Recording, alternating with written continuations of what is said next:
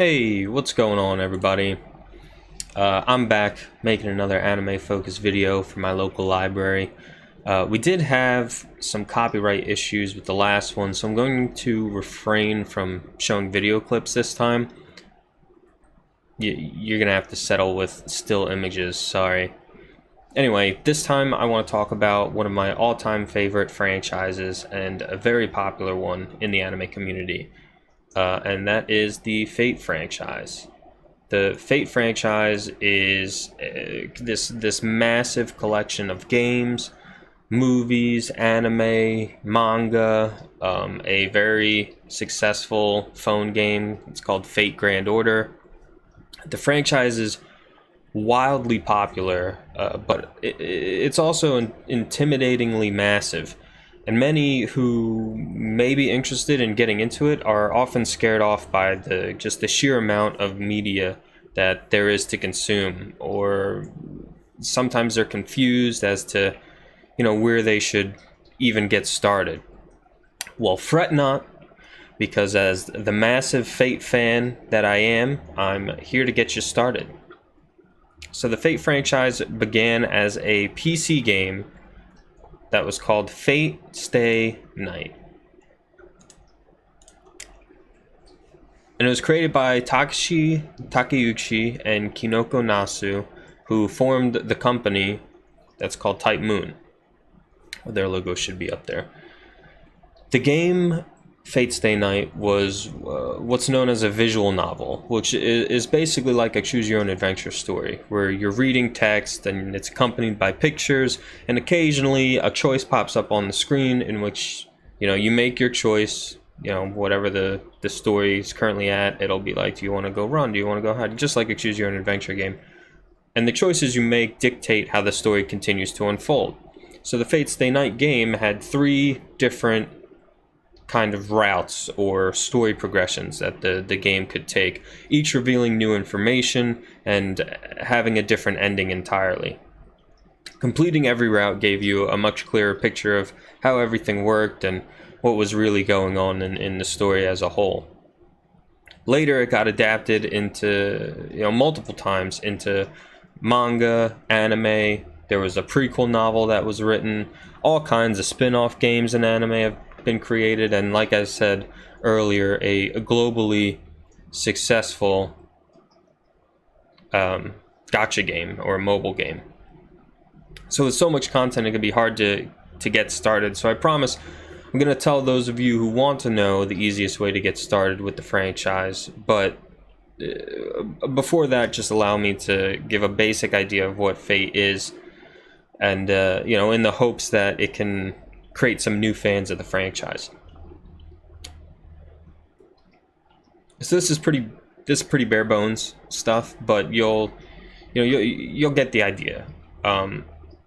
Fate Stay Night is essentially it's a free-for-all fight between 7 different pairs of people, with the last pair standing being granted the coveted prize of this fight or war, which is the Holy Grail, which is this vast magical vessel that it'll grant you any wish you want. If you manage to defeat the other 6 pairs, then you and your partner will be granted whatever wish you may be fighting for. That's the promise. The pairs consist of 1 mage and 1 heroic spirit. The heroic spirit is summoned by the mage, and a heroic spirit is someone that it's like a hero of legend, someone who existed in legend, or it was legendary in real time, whether it's someone who really existed, like Alexander the Great, or someone who is just like a fabled hero from mythology, like Hercules. And these heroic spirits are used to do battle against the other heroic spirits summoned by the other mage. So it's you and your heroic spirit against 6 other teams of mage and heroic spirit, and they're all fighting to be the last one standing and get the grail. But because you've summoned these heroic spirits, it's not just a battle to see who's stronger and to fight.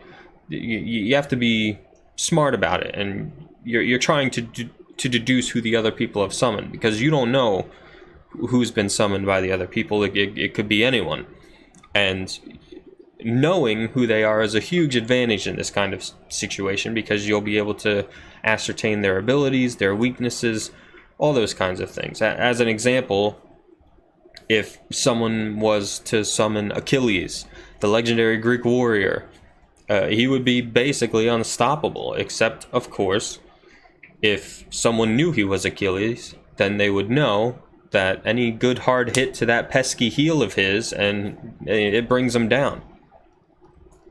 So that's the kind of stuff they're dealing with. So the story focuses on a couple of these pairs trying to survive and trying to win against the others.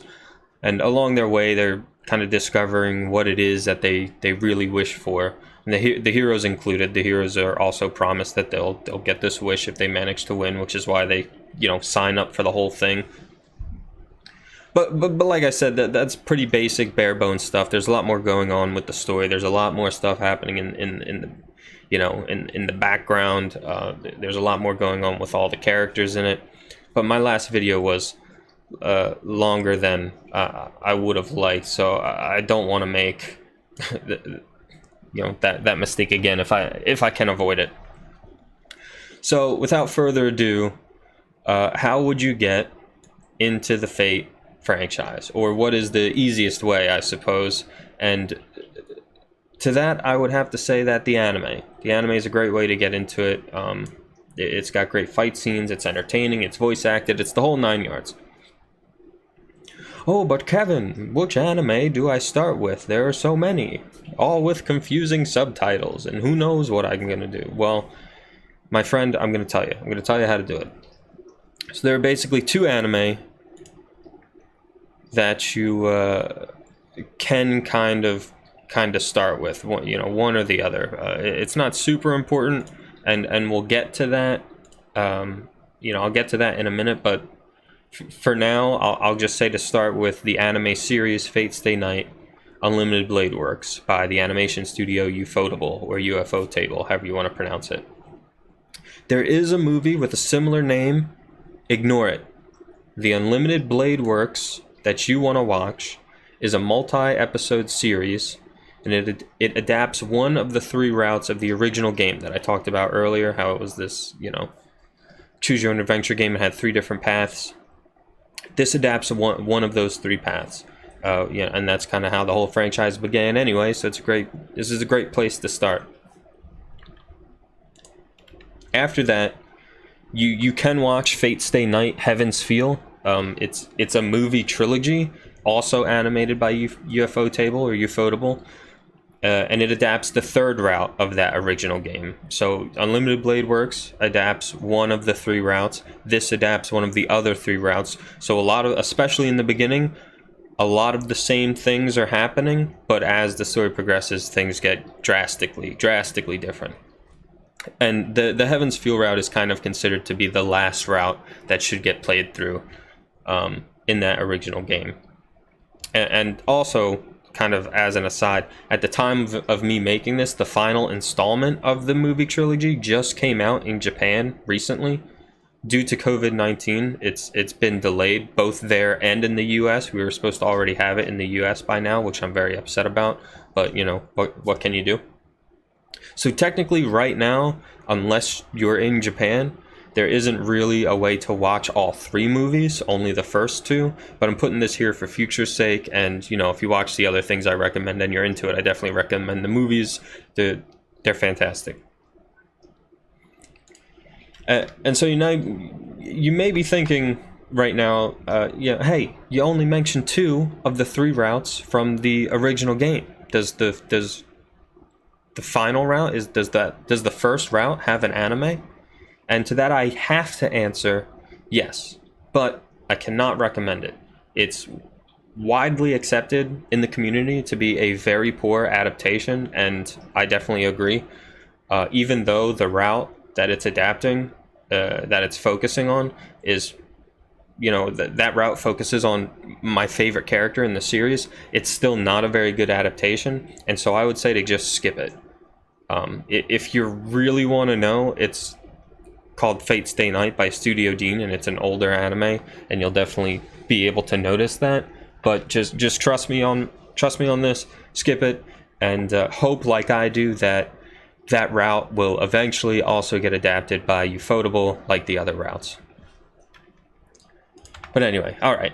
Next up is the prequel series called Fate Zero. And this was originally written as a light novel after the game's release, so a lot of people believe that it should be watched after the above, the last two series that I mentioned. But because this was written as a novel, and like an actual novel, this didn't have multiple routes like a choose your own adventure game, like the game had, or like a choose your own adventure book, like the game did.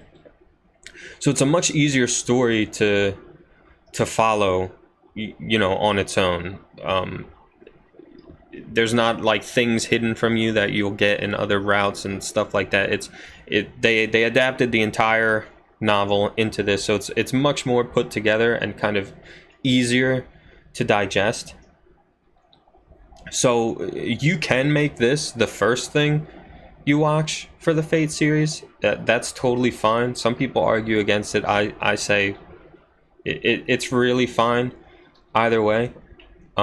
Just after you watch this, watch the other two I mentioned after it.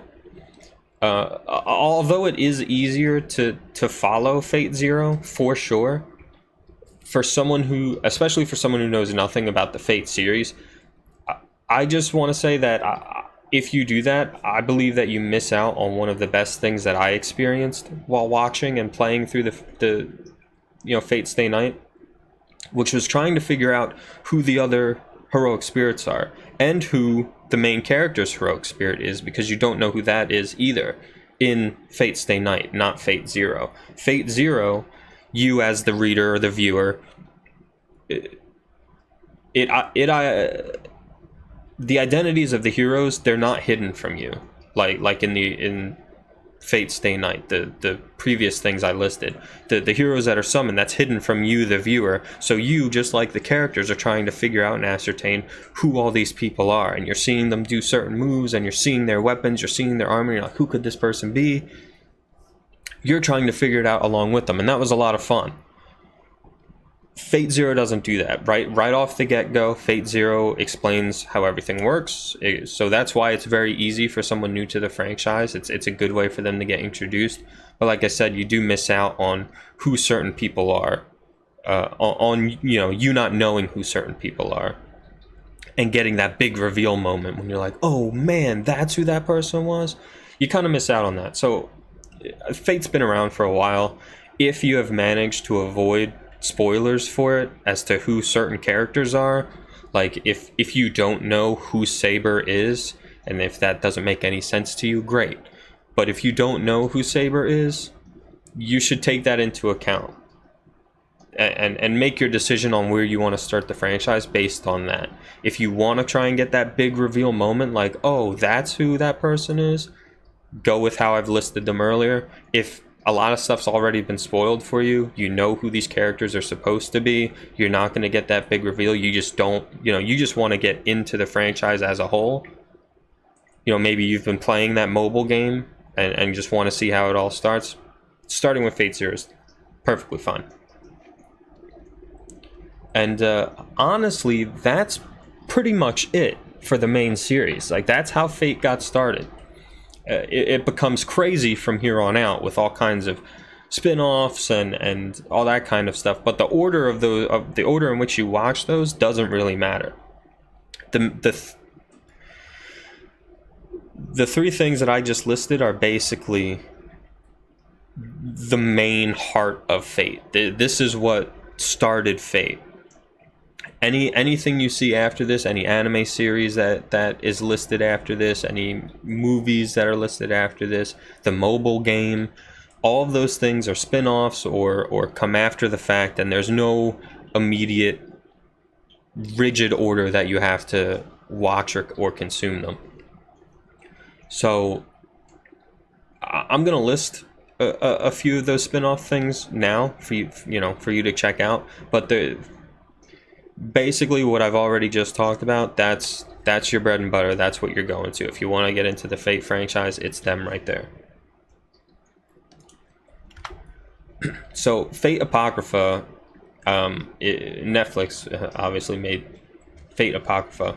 This was, I believe, another light novel, but it's not really related to the main Fate franchise. It's set in like this alternate timeline to Fate Stay Night, so it's technically non-canonical to like the main series of Fate, but essentially, instead of it being a 7-person, a 7-pair free-for-all, it's more like a team deathmatch where it's 7 versus 7. So I mean, that's pretty cool, and you'll get to see a lot of different heroes and characters, and you get all the good stuff that Fate has to offer. But it's not really connected timeline-wise to the previous things I mentioned. You can watch Fate Apocrypha at any time. I would still say to watch Fate Apocrypha after watching the things I mentioned before, because the series kind of assumes that you already know like how Fate works, how the Grail War works, what this whole setup is, and it doesn't really explain to you the rules or any of that kind of stuff. It just gets right into the action and the more like personal things that the characters are dealing with. Then we got Carnival Phantasm. Carnival Phantasm is great. So Carnival Phantasm essentially was like almost a gift to the fans, where Type Moon just took all their characters from all their various franchises and put them all in this kind of like lighthearted comedy skit show. That is definitely non-canonical, but it's just great to see all your characters all your favorite characters interacting in different ways and in funny scenarios. But kind of speaking on that I want to talk about, and it'll come up again a little later. Carnival Phantasm takes not just Fate characters, but characters from other Type Moon original works, and it puts them in this lighthearted like scenario. The Fate franchise is actually part of a larger, canonically connected universe that's commonly referred to as the Nasuverse, referencing the original creator's name, or the Type Moon universe, some people call it. And so the characters from the other works that aren't Fate also appear in this. But honestly, a majority of the anime is pretty Fate focused, so you'll be fine if you only watched Fate. But that is just something to know, again, if you're a big lore guy like I am, that pretty much all of Type Moon's works, their original works anyway, are all kind of connected in the same universe. So there's another Type Moon game called Tsukihime, which we'll get to later, that really doesn't have anything to do with Fate, but they are technically taking place like in the same world. Like the same rules and stuff all apply everywhere, but we'll get to that in a little bit. Next is Fate / Extra Last Encore.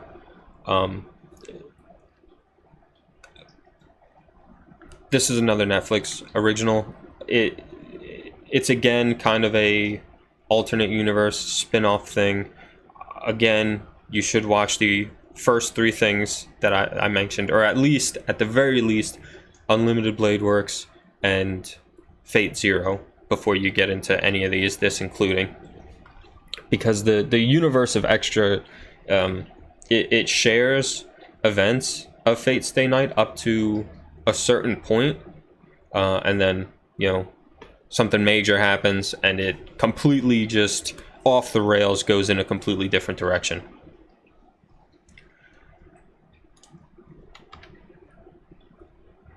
Alright, so here we got Tsukihime. So as I mentioned before, Tsukihime doesn't really have anything to do with Fate, but it is set within the same universe. It's set within that same Nasuverse or Type Moon universe.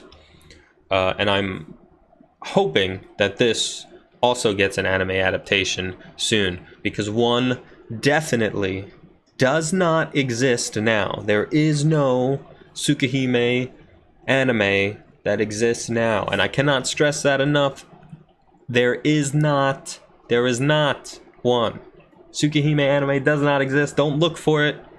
If you think you see it, you're wrong. It's not there. And finally, that's not gonna make any sense to any of you guys unless you're already so deep into the Type Moon fandom as I am. But finally, like Tsukihime, the Kara no Kyokai movies, which there's quite a lot. I think there's like 8, maybe 9 Kara no Kyokai movies. That's KARANOKYOUKAI, Kara no Kyokai, Kara no Kyokai. These movies are fantastic. They're also set, sort of set in like that overarching Nasu universe, that Type Moon universe.